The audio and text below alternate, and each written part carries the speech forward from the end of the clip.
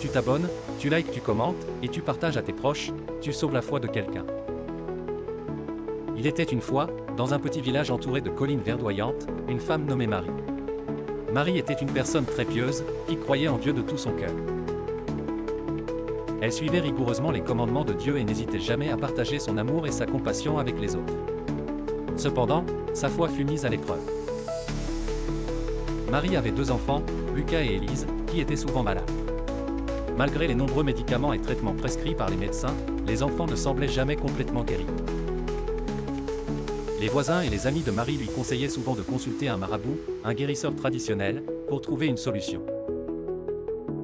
Marie, tu dois aller voir un marabout, sinon tes enfants ne guériront jamais, lui disait-il. Mais Marie restait ferme dans sa foi. Elle croyait que seul Dieu pouvait guérir ses enfants. Marie passait ses jours à prier, à demander à Dieu de protéger Lucas et Élise. Mon Dieu, je mets ma confiance en toi. Je sais que tu es le seul à pouvoir guérir mes enfants, murmurait-elle chaque soir avant de se coucher. Les jours, les semaines, et les mois passaient, et les maladies persistaient. Pourtant, Marie ne désespérait pas. Elle continuait de prier, de croire, et de respecter les commandements de Dieu.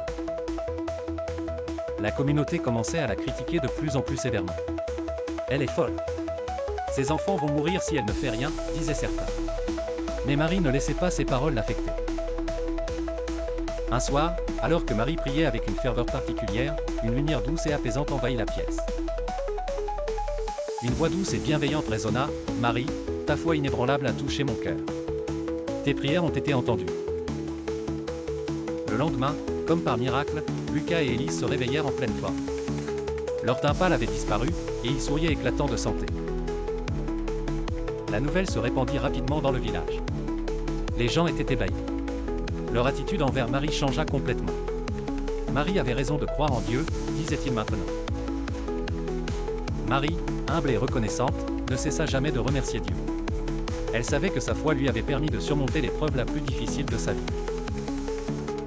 Et chaque soir, elle continuait de prier, partageant son histoire pour inspirer d'autres à garder la foi, même dans les moments les plus sombres.